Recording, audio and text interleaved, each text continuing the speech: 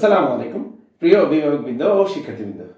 তোমরা আমার সামনে এখন যে প্রশ্নপত্রটি দেখতে পাচ্ছ এটা হচ্ছে ক্লাস 1, সাবজেক্ট হচ্ছে ইংলিশ, ব্যায়ামগঞ্জ নোয়াখালী।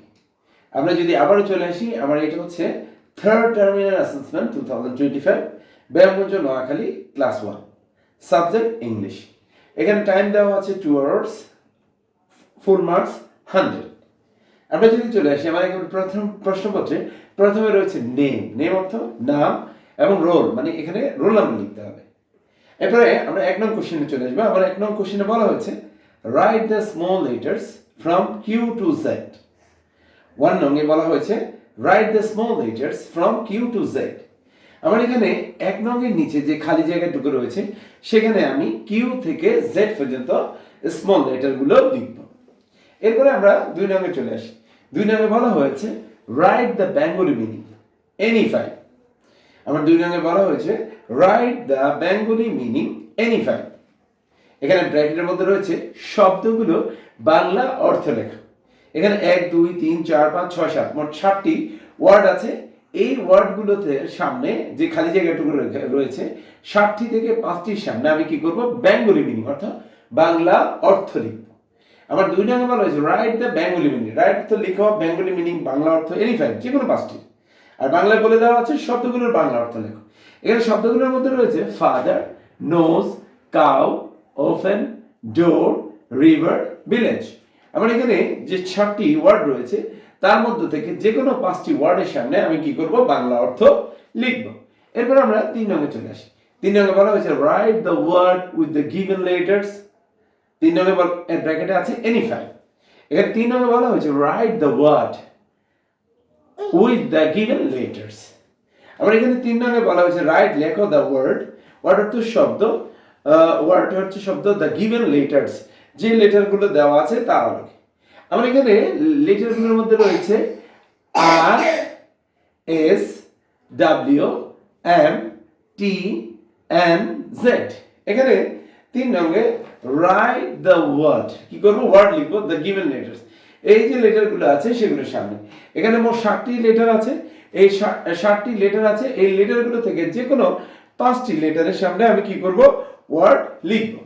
এরপর আমরা 4 নং এ চলে আসি। 4 নং বলা হয়েছে ফিল ইন দ্য ব্ল্যাঙ্কস। 4 নং বলা হয়েছে ফিল ইন দ্য ব্ল্যাঙ্কস শূন্যস্থান পূরণ করো যে কোনো 5টি। আমার এখানে 1 2 3 4 5 6 7 মোট 7টি শূন্যস্থান রয়েছে। এই শূন্যস্থানগুলো থেকে যে কোনো 5টি শূন্যস্থান আমি লিখব।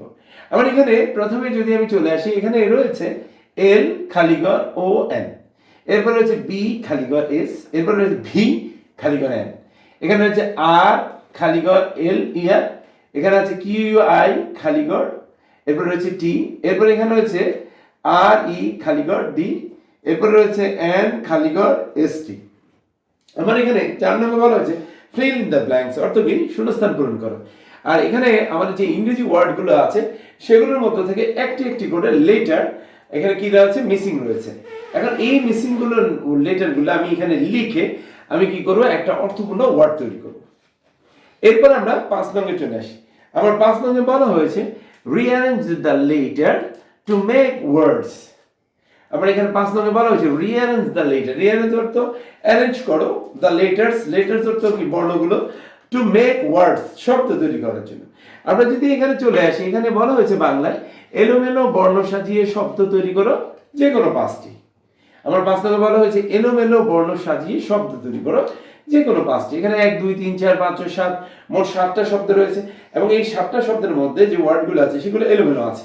এখন আমি কি করব মিনিংফুল ওয়ার্ড তৈরি করব। আমার এখানে আছে ও জি ও ডি, এরপরে আছে এন ই ডি, এরপরে রয়েছে আই ভি এল ই, এরপরে ই এ ডি এইচ, এরপরে রয়েছে ও বি ও কে, এরপরে রয়েছে এ টি এ সি, এরপরে রয়েছে ও এম সি। আমার এখানে যে 7টি শব্দ আছে এই 7টি শব্দের মধ্যে যে লেটারগুলো আছে সেগুলো এলোমেলো আছে।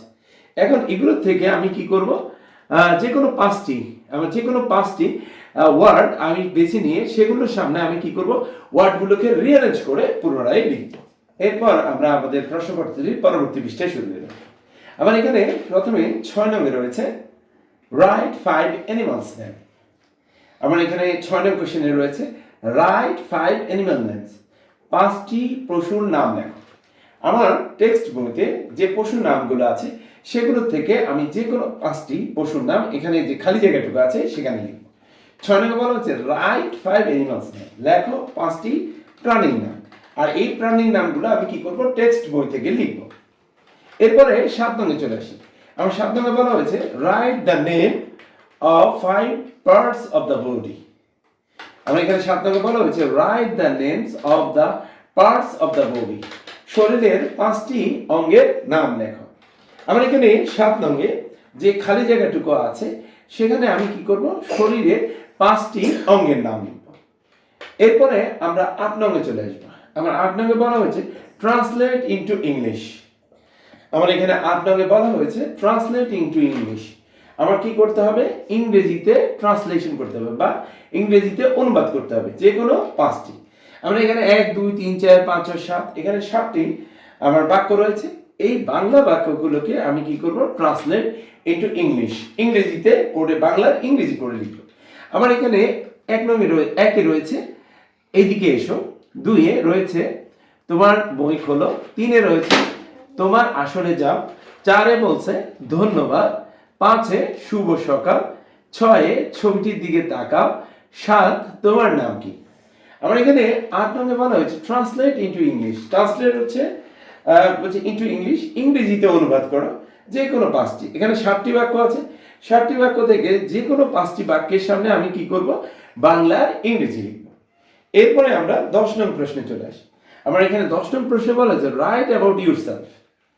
আমার এখানে 10 নম্বরে বলা হয়েছে রাইট অ্যাবাউট ইউরসেলফ, বাংলা হচ্ছে তোমার নিজের সম্পর্কে লেখো। এখানে আমাকে 10 নম্বরে বলা হয়েছে নিজের সম্পর্কে, ইউরসেলফ বললে আমি কি করব, মাইসেলফ, নিজ সম্পর্কে লিখব। আমার এখানে 1 বলা হয়েছে নেম, আমার এখানে খালি জায়গা আছে। 2 এ রয়েছে ক্লাস, এখানে ক্লাস লেখার জন্য আমার খালি জায়গা আছে। এরপরে রয়েছে রোল, 3 এ রয়েছে রোল, এর সামনেও খালি জায়গা আছে। আমার 10 নম্বরে বলছে রাইট অ্যাবাউট ইউরসেলফ, তোমার নিজের সম্পর্কে লেখো। এখানে আমাকে কি আছে, ক্লু দেওয়া আছে নেম ক্লাস রোল। আমি এই যে নেম ক্লাস রোল এর ভিত্তিতে আমার নিজ সম্পর্কে নিজের তথ্যগুলো দিয়ে আমার এখানে তথ্যগুলো পূরণ করব। প্রিয় শিক্ষার্থীরা, আমরা যদি একটু লক্ষ্য করি আমাদের আজকের যে প্রশ্নপত্রটি রয়েছে এখানে মূলত লেটার, মিসিং লেটার, এরপরে হচ্ছে লেটার দিয়ে আমি ওয়ার্ড, এরপরে রয়েছে animals name, parts of the body, এরপরে আছে ট্রান্সলেট ইনটু ইংলিশ, এরপরে হচ্ছে মাইসেলফ সম্পর্কে লিখতে বলা হয়েছে। আমাদের এই যে প্রথম শ্রেণীর যে বার্ষিক মূল্যায়ন পরীক্ষাটি অনুষ্ঠিত হয়েছে সেখানে মূলত এই বিষয়গুলোর উপরে গুরুত্ব আরোপ করে প্রশ্নপত্র প্রণয়ন করা হয়েছে।